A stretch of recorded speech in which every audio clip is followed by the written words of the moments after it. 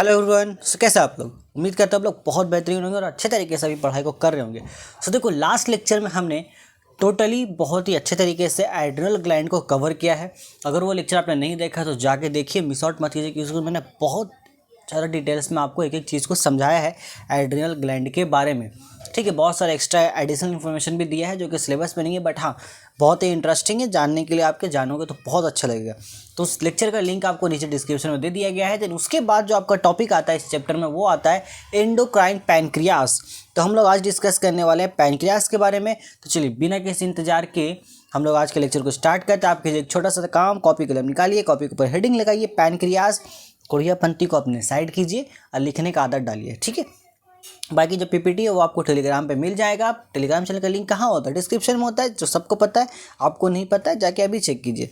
Okay, सो हम लोग channel को वीडियो को स्टार्ट करते हैं। मेरा नाम आपको पता ही है, नहीं पता है तो फिर कोई बात नहीं, पता चल ही जाएगा वीडियो लेक्चर देखते देखते। सो फिलहाल जो हमारा टाइटल है वो है पैनक्रियास। तो देखो, पैनक्रियास के बारे में थोड़ा सा इंट्रोडक्शन मैंने आपको दिया। ये हमको बोला जाता है एक ट्रायंगुलर ग्लैंड है, यानी कि ट्रायंगुलर शेप का होता है, विच हैज़ बोथ 1 मिनट। हाँ अब ठीक है, आपको कोई डिस्टर्ब नहीं करेगा। हमने डू नॉट डिस्टर्ब का बोर्ड लगा दिया अभी। सो विच हैज़ बोथ, यहाँ पे क्या होता है, ये एक्सोक्राइन एंड एंडोक्राइन सेल्स दोनों सेल्स यहाँ पे पाए जाते हैं, लोकेटेड बिहाइंड द स्टोमिक। अभी मैं पूरा इसका डायग्राम दिखाऊंगा आपको, पूरा पिक्चर में समझ में आएगा। बिहाइंड द स्टोमिक के बाद क्या है, मेन के स्टोमिक के पीछे ही पाया जाता है। ये क्या होता है, यहाँ पे देखो सेल क्या है, acinar cells produces an enzyme rich juice used for digestion, जो कि हमारा एक्सोक्राइन प्रोडक्ट हो गया। आगे देखते हैं हम लोग, यहाँ पे बोला जा रहा है आपका पैनक्रियाटिक आइसलेट्स, यानी कि islets of Langerhans produce hormones involved in regulating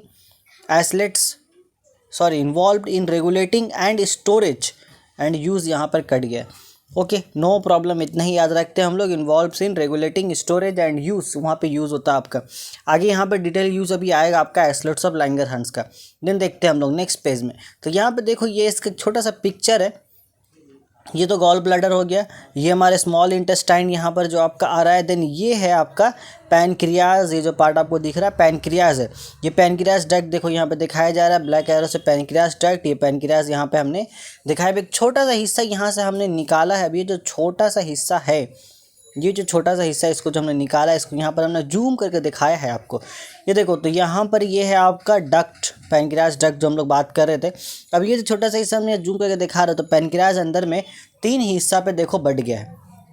इधर जो साइड है, इस साइड को हम लोग बोले यहाँ पे डाइजेस्टिव इंजाइम आपका मिलता है, डाइजेस्टिव इंजाइम सिक्रेटिंग सेल्स। यहाँ पे जो सेल्स है ये क्या करते हैं, डाइजेस्टिव इंजाइम्स को हमारा आपका सिक्रेट्स करते हैं। Okay, no problem. देन उसके नीचे आप इधर आ जाइए, यहाँ पे देखिए जो अंदर में देखो, यहाँ पर एक ब्लैक बॉर्डर दे दिया गया। इस बॉर्डर के जो इस साइड में आपको दिख रहा है, जो वाइट सेल्स आपको दिखाई दे रहे हैं वाइट कलर के, ये है islets of Langerhans. So islets of Langerhans यहाँ पर, इसमें क्या कौन सा यहाँ से इंसुलिन रिलीज होता है, क्या ग्लूकागोन रिलीज होता है, ये हम लोग आगे चल के देखेंगे। ठीक है, then hormone secreting islet cells यहीं पर है सब के सब। इधर हमारा जो इस तरफ है, इस साइड में इधर कैपिलरीज मौजूद होते हैं। सो आई होप सो कि पैनक्रियास का जो थोड़ा सा भी मैंने आपको ओवरव्यू दिया वो आपको क्लियर हुआ हो। आगे बढ़ते हैं, आइसलेट्स ऑफ लैंगरहैंस के बारे में डिटेल चर्चा करेंगे।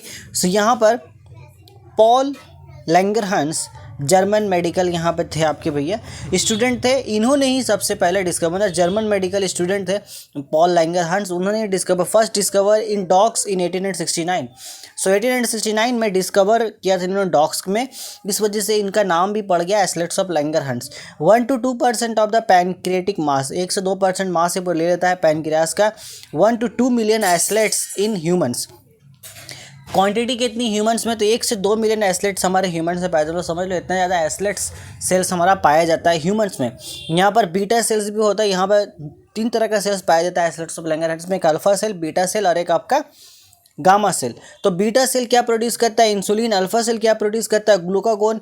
डेल्टा सेल क्या प्रोड्यूस करता है, सोमाटोस्टैटिन। तो आपके सिलेबस में फिलहाल ग्लूकागोन, इंसुलिन है, सोमाटोस्टैटिन आपके सिलेबस में नहीं है। जबान फिसल रही हो तो माफ़ कीजिए, क्योंकि हमने सेंटर फ्रेश नहीं खाया इसी वजह से।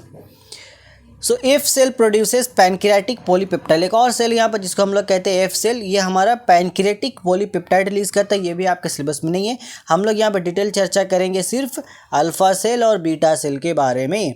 ओके, आई होप सो ये ओवरव्यू आपको अच्छा लगा हो। आगे देखते हैं हम लोग इंसुलिन के बारे में बात करेंगे। तो इंसुलिन की जो डिस्कवरी ये इन चचों ने किया था। इन चचों का नाम है हमारे यहाँ पर Frederick G Banting and John Macleod. We are awarded the Nobel prize in physiology and medicine in 1923 for the discovery of insulin। बस इतना ही, बस एज फॉर इंटरेस्ट मैंने बता दिया और कुछ है नहीं। अब हम लोग बात करते हैं मेटाबॉलिज्म ऑफ इंसुलिन के बारे में। इंसुलिन क्या मेटाबॉलिज्म कर रहा है, किस तरीके से काम कर रहा है। So insulin circulates freely in plasma, plasma में इजली सर्कुलेट्स करता है आपका। Then its half life is 5 to 8 minute. Half life यानी कि आधा ज़िंदगी इसका 5 से 8 मिनट का चलता है। मेटाबॉलिक क्लियरेंस इसका क्या है, 800 मिलीलीटर पर मिनट। एक मिनट में 800 मिलीलीटर ये क्लियर हो जाता है। मतलब इस रफ्तार से आप कह सकते हो कि फ्लो कर रहा है, ऐसा भी समझ सकते हो। Then basal insulin release to the circulation is about 0.5 to 1 unit per our.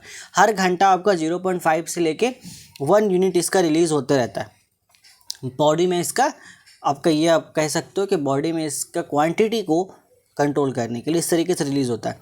Total जो रिलीज़ हो रहा है, total release into peripheral circulation in a day is 30 units. Total इतना यूनिट्स आपका बॉडी में रिलीज़ कर दिया जा रहा है पेरिफेरल सर्कुलेशन में, ताकि आपके बॉडी में जो इंसुलिन का क्वांटिटी है वो एक लेवल पे जा कर के बैलेंस रहे, उसमें कम और बेशी ना आए। देन इसके बाद आपका है metabolised mainly in liver and kidney. कहाँ पे ज़्यादा मेटाबोलाइज्ड होता है, तो ज़्यादातर आपका ये मेनली आपको लीवर और किडनी में देखने को मिलेगा। मेनली लीवर में काम करता है इंसुलिन और किडनी में भी इसका काम है। आगे देखते हैं insulin action on carbohydrates metabolism. Carbohydrates में किस तरीके से काम करता है। तो पहला लीवर में हम लोग बात करते हैं, लीवर में क्या करेगा, ये glucose oxidation stimulates glucose oxidation.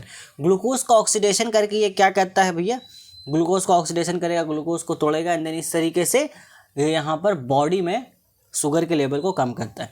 अगर बॉडी में शुगर लेवल ज़्यादा है तो उसको कम करने के लिए, शुगर लेवल ज़्यादा कब होता है, जब ग्लूकागोन वहाँ पर ज़्यादा हो जाए, ग्लूकोज ज़्यादा हो जाता है। तो इंसुलिन क्या करेगा, उसको ऑक्सीडेशन करेगा, उसको तोड़ेगा मोड़ेगा, उसके बाद बोलेगा ते निकल यहाँ से, बहुत ज़्यादा तकलीफ दे रहा है इंसान को, थोड़ा सा हम लोग लेवल कम करते हैं। दूसरा काम promotes glucose storage as glycogen. अब ग्लूकोज क्या करेगा, एज ए ग्लाइकोजन बना करके स्टोर कर देगा। इससे भी क्या होगा कि ठीक है। सो होप सो कि यहाँ तक आपको क्लियर हो। देखो मेनली इंसुलिन का काम क्या, बॉडी में ग्लूकोज के लेवल को कम करना। सो ये उसका सारा मेथड है जिसके थ्रू वो ग्लूकोज के लेवल को क्या करता है, कम कर देता है, यानी कि शुगर लेवल को कम करता है। देन मसल्स में क्या करेगा, जब भी बॉडी में ग्लूकोज का लेवल यानी कि शुगर लेवल आपका ज़्यादा है तो मसल्स को क्या बोलेगा, ये मसल्स में ग्लूकोज अपटेक बढ़ा देगा, स्टिमुलेट करेगा कि मसल्स को आप और ज़्यादा ग्लूकोज को इंटेक करो। उससे क्या होगा कि बॉडी में जहाँ पर ज़्यादा है वो मसल्स में चला जाएगा, इससे बॉडी में हमारा ग्लूकोज का लेवल वापस से नॉर्मल आना शुरू हो जाएगा। और ये हम लोग ऊपर भी देख चुके हैं, promotes glucose storage and glycogen. Glycogen यहाँ पर बनाना, ग्लाइकोजन की शक्ल में ग्लूकोज को स्टोर करके रखता है। देन नेक्स्ट हम लोग देखते हैं insulin action on carbohydrate metabolism. So adipose tissue में कैसे काम करेगा, ये वही सारा चीज़ रिपीट हो रहा है आपको, देखो ज़्यादा कुछ है नहीं। Stimulates glucose transport into, glucose का ट्रांसपोर्ट को वो क्या कहता है, एडिपोसाइट्स में स्टिमुलेट कर देता है, यानी कि एडिपोज टिश्यू की तरफ। Promotes the conversion of glucose into triglycerides and fatty acids. Glucose को तोड़ेगा तो उसको किस में कन्वर्ट करेगा, फैटी एसिड में कन्वर्ट कर देता है, देन ट्राइग्लिसराइड्स में कन्वर्ट कर देता है। इस तरीके से बॉडी में ग्लूकोज का जो मिकदार वो कम हो जाता है एंड देन यहाँ से और अदर चीज़ें भी प्रोड्यूस हो जाते हैं जो कि हमारी बॉडी के लिए यूज़फुल है। सो इस तरीके से यहाँ पर देखो जो ग्रीन कलर में लिखा गया, ये एंटी डायबिटोजेंस की तरह काम भी करता है यहाँ पर। देन नेक्स्ट में मूव करते हैं insulin action on protein metabolism. हम लोग कार्बोहाइड्रेट देख चुके हैं, प्रोटीन में क्या करेगा, देखो facilitates amino acids entry into muscle. Amino acid का एंट्री को ये मसल्स में जाने देगा, मतलब मसल्स में अमीनो एसिड का एंट्री को करेगा। क्यों, इस तरीके से होगा क्या, facilitates protein synthesis in ribosome. Ribosome में भी आपको ये प्रोटीन का सिंथेसिस, यानी कि राइबोसोम में प्रोटीन सिंथेसिस बनने में काफ़ी हेल्पफुल होता है इंसुलिन। हम लोगों को पता है कि राइबोसोम प्रोटीन फैक्ट्री, वहाँ प्रोटीन बनता है। तो बनता है तो बना कौन रहा है, मैंने हेल्प करने का काम उसका एक तरीके से इंसुलिन का भी है। By induction of gene transcription, then gene transcription के थ्रू यहाँ पर ये काम अंजाम दे रहा है। इसके अलावा inhibits proteolysis by decreasing lysosomal activity. Okay, ये पॉइंट्स आप स्किप करो, ये आपके काम का नहीं है।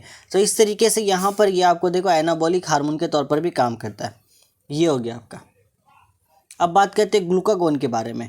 तो ग्लूकागोन का ये जो इंट्रोडक्शन पार्ट है ये एज पर सिर्फ मैंने एडिशनल इन्फॉर्मेशन आपके लिए डाला है। ये a 29 amino acid polypeptide hormone that is potent hyperglycaemic agent. इस तरीके से ये मिल करके पूरा ग्लूकागोन बना हुआ है। कहाँ से प्रोड्यूस होता है? अल्फा सेल से, हम लोग पहले देख चुके हैं।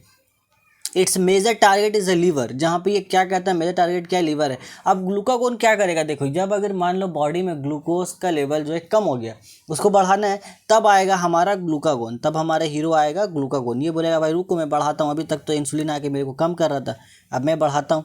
सबसे पहला काम करेगा ग्लाइकोजिनोलाइसिस। ग्लाइकोजिनोलाइसिस में क्या होगा? ये ब्रेक डाउन करेगा ग्लाइकोजन का। हमने देखा था इंसुलिन ने क्या किया था, इंसुलिन ने आपका यहाँ पे क्या किया था? ग्लूकोज को तोड़ करके वहाँ पर ग्लाइकोजन के साइकिल में स्टोर किया था। यानी कि ग्लाइकोजन में है क्या? ग्लाइकोजन में बेसिकली ग्लूकोज है अभी। सो अब ये ग्लूकागोन जाएगा, क्या करेगा? बोलेगा भाई ते वापस से आ, अपना साइकिल में ग्लूकोज में कन्वर्ट कर देगा, यानी कि वापस से बॉडी में ग्लूकोज का यहाँ पर लेवल बढ़ेगा। देन दूसरा काम यहाँ पर क्या करेगा? ये करेगा ग्लूकोनियोजेनेसिस। ये क्या होगा? Synthesis of glucose from lactic acid and non carbohydrates. अब बॉडी मान लो जो लैक्टिक एसिड पड़ा है, नॉन कार्बोहाइड्रेट्स पड़े, उन दोनों को उठाएगा और दोनों को कन्वर्ट कहाँ कर देगा? ले जा करके ग्लूकोज में, दोनों को ग्लूकोज बना देगा। इस तरीके से बॉडी में जो ग्लूकोज का कमी हो रहा था, उसका कमी को ये दूर करेगा। देन तीसरा मेथड क्या यूज़ कर रहा है? ये release of glucose to the blood. और जो ग्लूकोज बना है कहीं कहीं पे स्टोर करके रखा गया था, यानी कि मान लो मसल्स में स्टोर हो गया, जिस तरीके से इंसुलिन ने क्या किया था? अपटेक बढ़ा दिया था मसल्स में। सो वहाँ पे क्या करेगा? यहाँ पे ये क्या कर रहा है? From liver cells, liver cells में जो भी ग्लूकोज आपको जमा है उसको उठाएगा, ब्लड सेल्स में सर्कुलेट करना शुरू करेगा। इस तरीके से बॉडी में ग्लूकोज का लेवल आपको बढ़ते हुए दिखाई देगा। फिजियोलॉजिकल एक्शंस के बारे में बात करें तो ये वही है जो हम लोग पीछे पढ़ चुके हैं। ये क्या करता है? ग्लाइकोजिनोलाइसिस करता है, ग्लूकोनियोजेनेसिस कर रहा है, देन इनहिबिट कर रहा है ग्लाइकोजेनेसिस को, उसके बाद प्रोमोट्स कर रहा है लिपोलाइसिस एंड कीटोजेनेसिस को भी। और इस तरीके से ये कैलोरी जेनेसिस जो है उसको भी इंक्रीज करता है। इसलिए इसको हम लोग एजेंट्स की वजह कर इनको हम लोग प्रो डायाबेटाजेनिक एंड कीटोजेनिक कहते हैं। नेक्स्ट हमारे पास यहाँ पर थोड़ा सा हम लोग कंपैरिजन देख रहे हैं इंसुलिन और ग्लूकागोन के बीच में। सो इंसुलिन क्या कर रहा है? ग्लूकोज ऑक्सीडेशन कर रहा है, ग्लूकोजेन सिंथेसिस कर रहा है, फैट सिंथेसिस, प्रोटीन सिंथेसिस, इसके थ्रू क्या कर रहा है? ये इन सब के थ्रू ये कर रहा है इंसुलिन आपका ग्लूकोज के लेवल को कम कर रहा है। और ग्लूकागोन क्या कर रहा है? ग्लूकोनियोजेनेसिस कर रहा है, ग्लाइकोजिनोलाइसिस कर रहा है, कीटोजेनेसिस कर रहा है। इन सब के थ्रू ये क्या कर रहा है? ग्लूकोज के लेवल को वापस से बढ़ा रहा है। सो ये इनका मेनली कंपैरिजन है, ये आप इस पिक्चर से बहुत अच्छे से समझ सकते हो। Next, normal plasma glucose level के आप देखो फास्टिंग, यानी कि जब आप भूखे हो, सुबह सुबह जब उठा आपने कुछ खाया नहीं है, तो उस वक्त आपके बॉडी में 70 to 100% इतना होना है, 70 to 100 mg% होना चाहिए आपके बॉडी में ग्लूकोज का। देन पोस्ट पेरेंडियल, यानी खाना वाना खा लेने के बाद इतना है। RBS, इसके बारे में मैं आपको बताऊंगा आगे चल के कि ये क्या है, बट RBS में इतना आपका क्वांटिटी होना चाहिए। ओके, ख़त्म। उसके बाद तो एडिनल कॉर्टेक्स आ गया, देन यहाँ पे ख़त्म। सो ये एक तरह का आपका एडिशनल इन्फॉर्मेशन मैंने यहाँ पर दिया है।